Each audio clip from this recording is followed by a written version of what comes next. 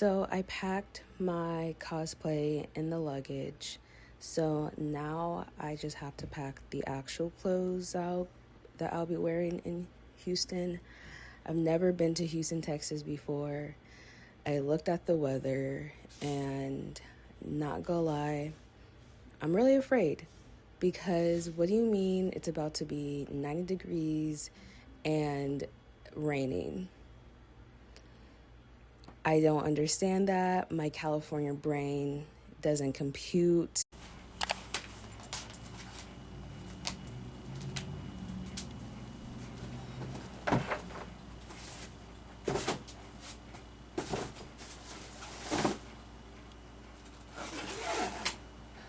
I'm so nervous, oh God. I just don't want to forget anything. We have like 20 minutes. Oh God. We have to go in style.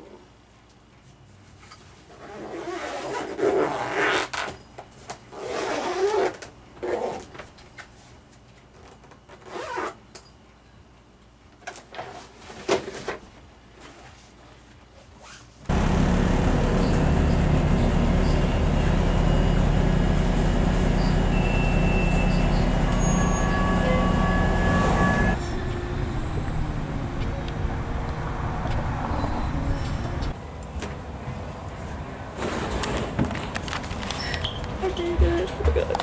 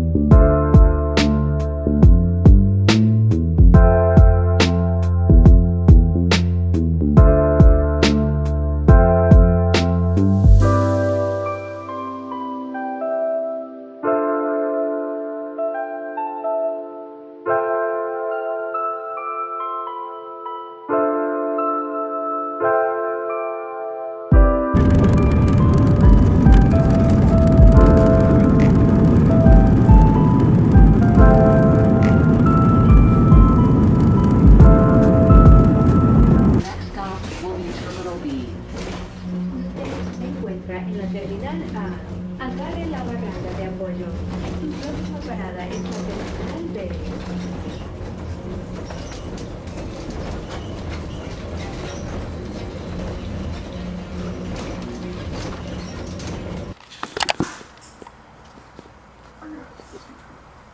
We fight all the time.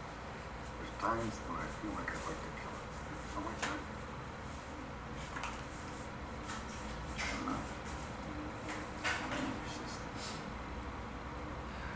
Crazy. Why don't you go grab some coffee?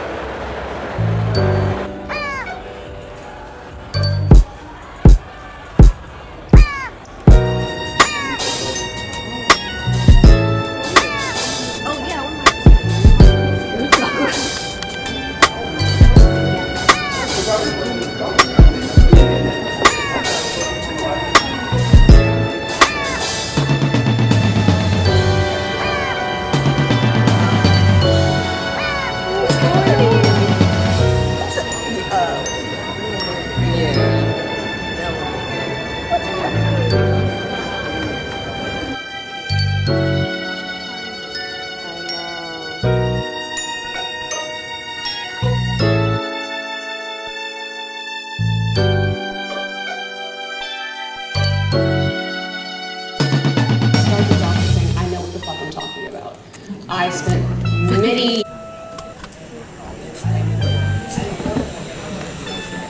We now get to build. For once in your life, take a stand with pride. I don't understand to the side. Close to my chest. Wait for it, wait for it, wait.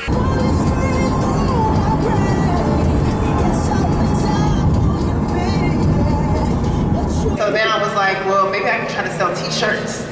And started doing that for a while, and then started doing other things, just trying to get my career off the ground.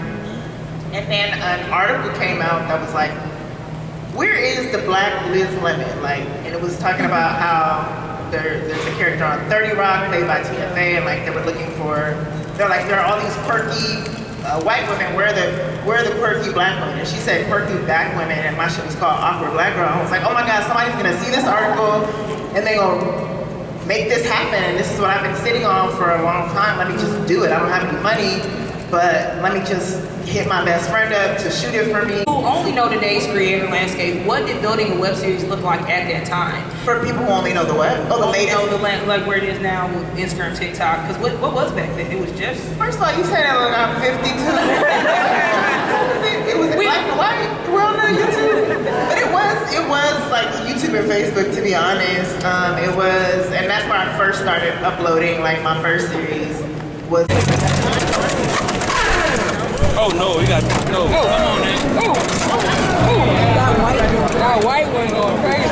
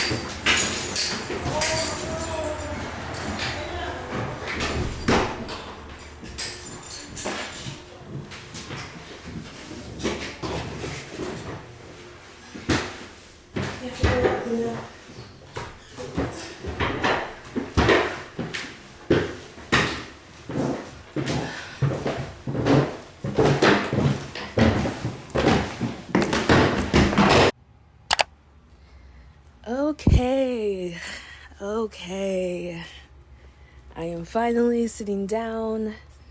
I have decompressed from DreamCon. It's been actually literally a week. Time goes by really fast. Anyways, I wanted to end this video off by debriefing about DreamCon, as well as showing what I got, a DreamCon haul.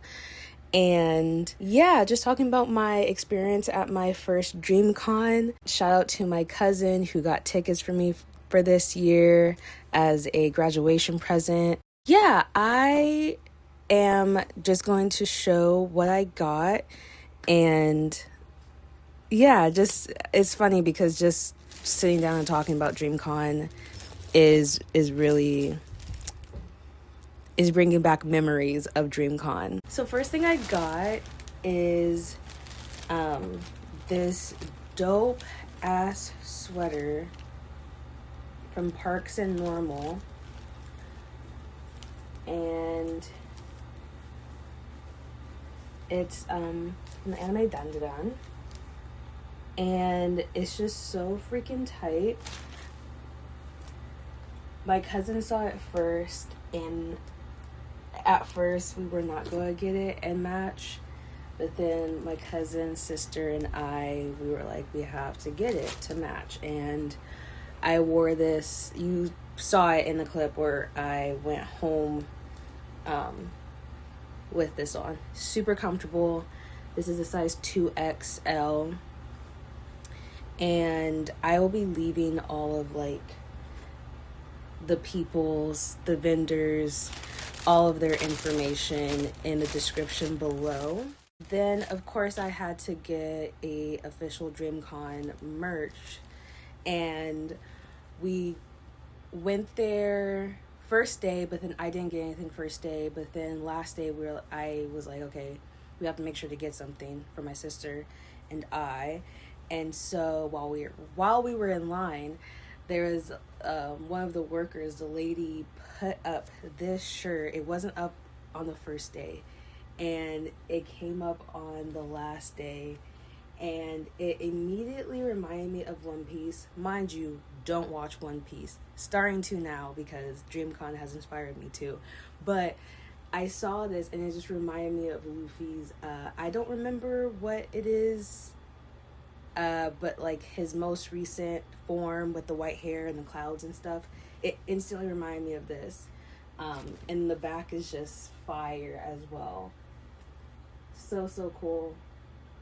At first I wanted to get something that had like 2026 on it, like my cousin did, but I just really liked the way that this shirt looked. And at first I wasn't gonna get it, and was gonna get another one because they said that this was just a large. But then the lady, who was smart, she was a smart lady, she was like, let her like see how it would look, like see how it would fit. And this is supposed to be a freaking large. Does this, I don't know about y'all, this doesn't look like a large. Maybe it's large for men's. And I have to remember that like DreamCon is majorly, like, is mostly geared towards men, to be honest. Next, we're gonna get into, I can hold this back up to my mouth now. I absolutely love the Artist Alley. As much as I did love it though, I also lack a lot of self-control when it comes to spending money. I did get one poster, and this is, I just absolutely love the way that this poster looked. It was giving like fantasy, fairy tale, sci-fi-esque aesthetic. Jocelyn Short, that's the artist for this piece. Again, I'm going to be putting every artist, every vendor that I went to in the description below. I really love this piece, and I feel like it fits well with kind of the aesthetic that I'm going for in my room. It was just amazing to see all of the artists, all of the creatives just in that space. It was just a wonderful experience. I also see, unfortunately, I don't remember which vendor this was, but I got this pen that I'm not sure where I want to put it at, but I got this pen. If you know, you know. I don't really have to say much about that, but this is a fire ass pen. And then lastly, saving the best for last, I realized how much I've been in a bubble after going to DreamCon, because there's like mangas and comic book magazines and so many different varieties, and we only hear about, you know, the most popular ones like DC, Marvel, Mappa, those kind of companies. But going to DreamCon opened my eyes and opened my world, really, of how many people are doing great work. And so I really wanted to put my money into supporting Black owned manga artists and comic book artists. The first book that I got, or comic book that I got, is Time Limit. The story is by Kwaku Hopkins. Hopefully I'm pronouncing that name right. And then the art is by Levi Tonin. It is this prince who was sent to Earth on a mission, but he never returned. And after years of silence, his father, he issues an ultimatum to him, which is return his son within 10 days or the Earth will be destroyed. And Kemet, that's the main character, he loves Earth. He's surrounded by new friends, and he doesn't want Earth to be destroyed. He also doesn't want to leave Earth either. And the whole point is like time is running out. So, you know, what happens? I haven't read it, but I'm going to read it. I'm really excited to read this one because I think this was the first guy that I went to when it came to, no, it wasn't. It was the second guy. I felt bad because the first guy told me his story and I was kind of like, oh, okay, I might come back. And then literally right next door to him was, Kwaku. Went up to his booth. He told me the story and I was like, this sounds really awesome. And it's a comic slash novel. It's not all comics. It's like a regular storybook, but with some pictures. And I love that duality. This one is the Harriet Tubman Demon Slayer.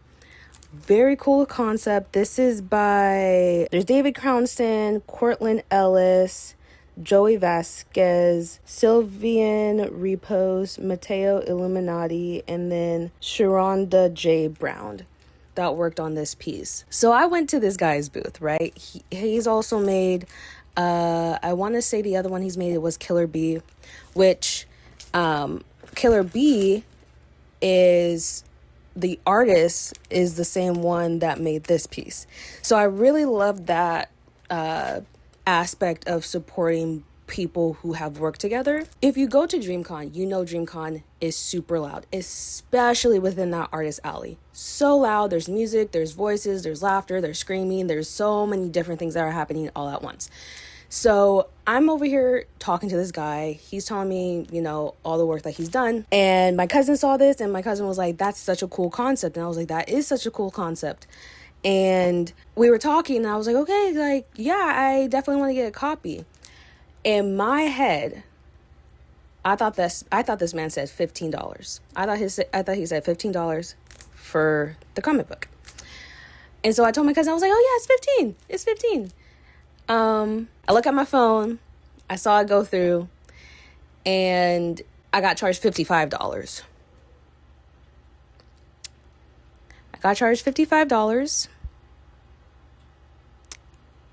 I went up to the guy. I was like, hey, you said it was 15, right? He was like, oh no, I said 50.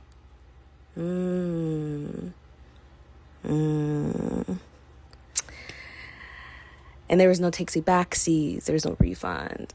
Am I happy that I got it? Yes. Am I happy that it was $50? No. And it kind of brought up a really interesting conversation about how much we spend on things outside of the Black community and how normally we don't really bat an eye. It's kind of hard because on one hand, I do feel that way. On another, $50 for a comic book, kind of crazy. Lastly, I got another comic / anime inspired manga comic-esque book.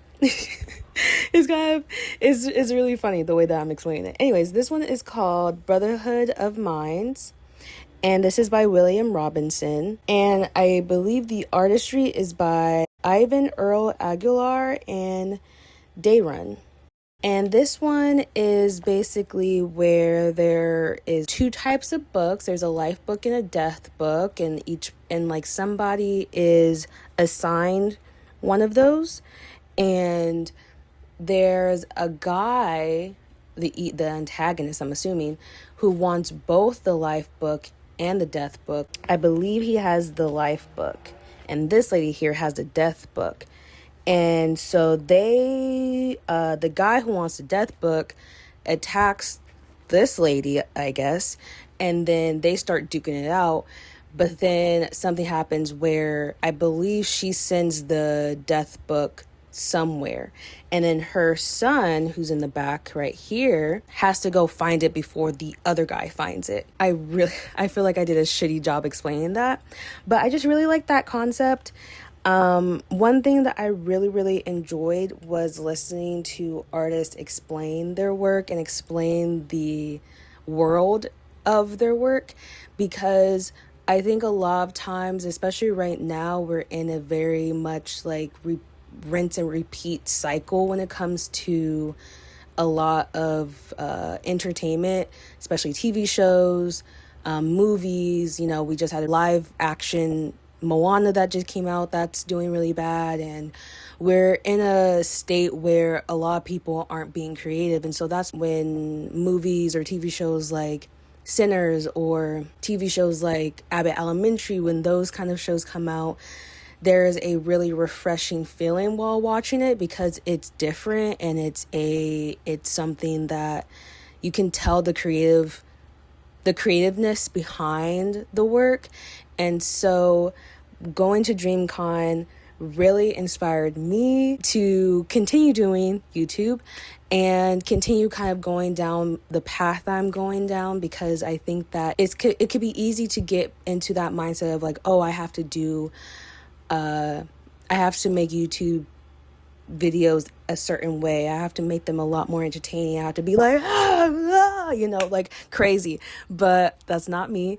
And so it really inspired me to be more like myself and to continue to be more like myself while doing YouTube.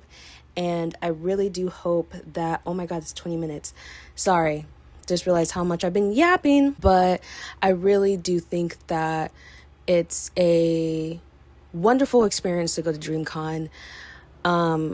Outside of what I got from DreamCon, I really want to talk about the panels that I went to, the ones that did have a crowd, but I feel like I haven't heard much about them. So on the first day of DreamCon, we went to a panel is it a panel?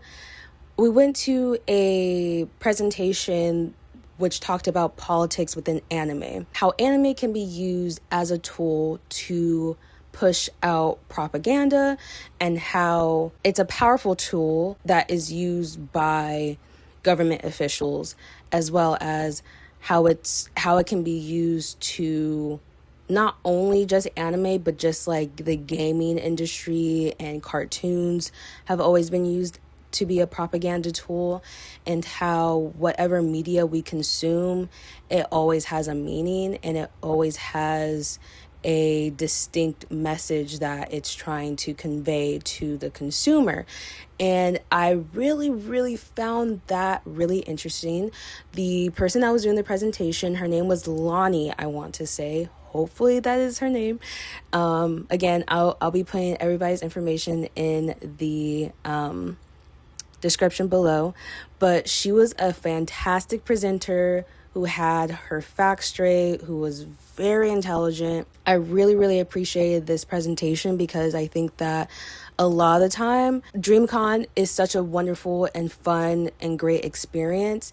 It's also so important, especially as a Black community, to talk about the Black experience, as well as being enlightened of the things that are happening within our country, so we're not blindsided. Because I do think that there is not only, and she did talk about this, like there is a literacy crisis amongst younger individuals, and there's also a sense of people just keeping their head in the mud or in the sand when it comes to a lot of the political warfares that are currently happening right now. Like the world low-key literally is on fire right now.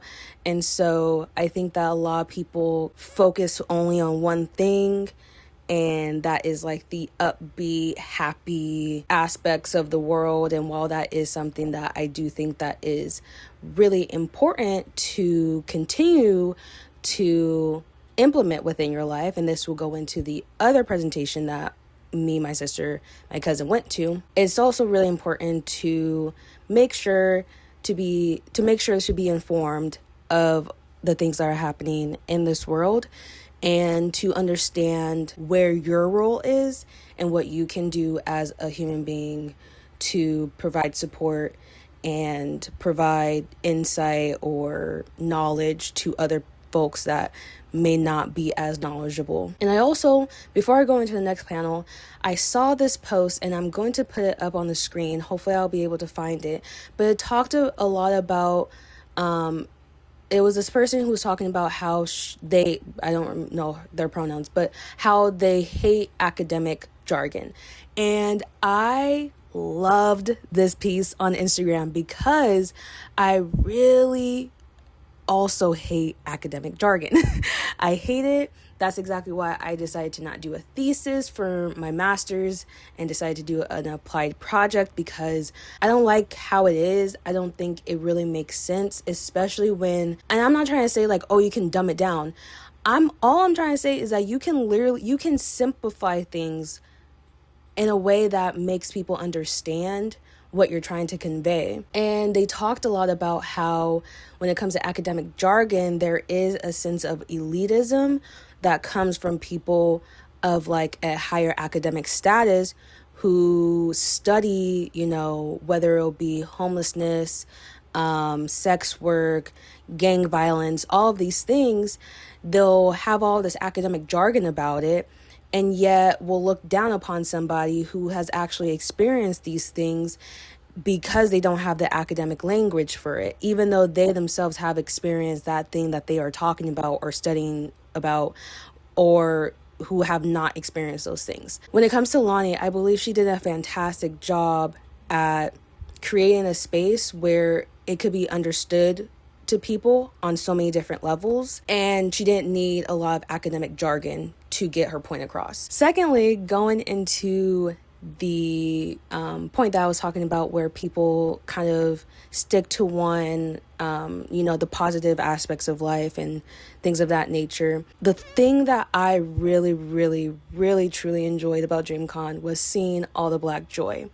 And that was another panel that I went to. I'm blanking on the name of that panel. I will put it up here once I look to see what it is, but I believe it had Black joy in the name, if I'm not mistaken. It was a really great panel about the Black experience within nerd communities and how that can kind of create like a double consciousness of sorts when it comes to acknowledging, you have a liking to a certain thing, but you also understand your Blackness and understand that people within that community may not really like the fact that you are within that community. And then also talked a lot about some internalized hatred towards yourself as a Black person. And so I really do love the fact that DreamCon exists for blurs, because I really do think that there's a little bit of, there's like a softness and a relieving feeling that comes with DreamCon, because for the most part, after looking on Twitter and stuff, I've come to find out that there were some haters, I guess, at DreamCon. But those are the people that, I don't really pay any mind to. But for the most part, for like 99% of everybody that was at DreamCon, there was really a sense of relief and comfortability that I don't think I would have ever felt if I went to any other convention at all. And I believe everybody throughout the weekend felt that sense of familiarity and that sense of home and that sense of just comfort that we do not get to really experience on a day-to-day level. It didn't really click to me until after leaving DreamCon and realizing like, oh yeah, I am the minority in all of these spaces that I'm a part of. And I've always known that, but to experience being the minority, then going to DreamCon, then going back to being the minority was such a jarring experience, because it hit harder, because I saw what it could be like on a day-to-day basis. And so to not have that on a day-to-day basis kind of lit a fire within me to find that sense of community and that sense of familiarity within my day-to-day life. And so I think that's something that I'm going to work on a lot too, is just finding people who look like me, who have the same or similar interests as me, who I can feel a lot more comfortable with, because I didn't realize how exhausting it can be. You know, I didn't realize how exhausting it can be to be the only person to look like me in a room. And so to experience Black joy and to experience that sense of belonging that I don't get on a day-to-day basis really touched my soul and really made an impact on me. I was really, really happy that I was able to go to those panels, because it really balanced the duality of like enjoying Black joy while also getting my mind right. Yeah, I've been talking for a long time, and this is going to be such a pain in the ass to get onto my computer, but I'm gonna still do it because I enjoy doing this. So, thank you so much for watching. I know I yap a lot. I really try not to, but it's just when it comes to DreamCon, I will not stop yapping about it. So, DreamCon 2027, you will see me there. I'm already planning my cosplay outfits. And if you haven't gone to DreamCon and you've always thought about going to DreamCon and you've always been like, oh, I kind of want to go, but I don't know, go to DreamCon. If you don't know anybody that will go to DreamCon, I can't say I know where there's communities of people who are also in the same boat as you, but I definitely know there is. And so maybe join a Discord or something. Maybe join, I'm sure DreamCon has a Discord too. I'm sure that there's people on there that are trying to find other people who want to go to DreamCon 2027. So, you know, I have come to realize that the things you want in life are not just going to come to you. You have to make the effort, and God and the universe is going to see that you're making that effort and be like, okay, I'm going to open more doors for them to give them the opportunity, to get more of whatever that they desire. And so, like I say, nothing changes if nothing changes. Nothing changes if nothing changes. You have to make that change. It is your life. You are in the driver's seat. You are not the passenger. You're not in the back seat. You're not in the trunk. You are the driver in your life. So sometimes you have to kind of remind yourself that, because it can get a little bit like, when will it be my time? When will I get the chance to do X, Y, and Z? You gotta do it yourself, love. You gotta get out that bed. I have to remind myself that all the time. You gotta get out the bed. You gotta go outside. I hope that every blurred in the world can experience DreamCon. And I really hope that DreamCon, as it gets bigger, it will continue to be for us, by us, period. I really hope that as a Black community, we always keep that center stage when it comes to DreamCon. DreamCon 2027 definitely will be there. And I hope to see you there too.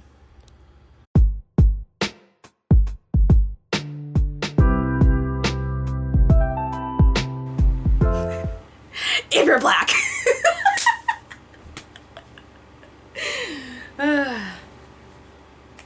For the most part. I'm joking. Kind of, but like, it is a Black convention. Like, I'm not gonna sugarcoat it. It's a Black convention. So if you're not Black, then just make sure you're respecting the space. That's why we got Tony. That's why we got Dylan. You know, they respect the Black community and Black spaces. So if you're not like a Tony and if you're not like a Dylan, maybe reconsider going to DreamCon. This was way too long. I should end it now. Bye.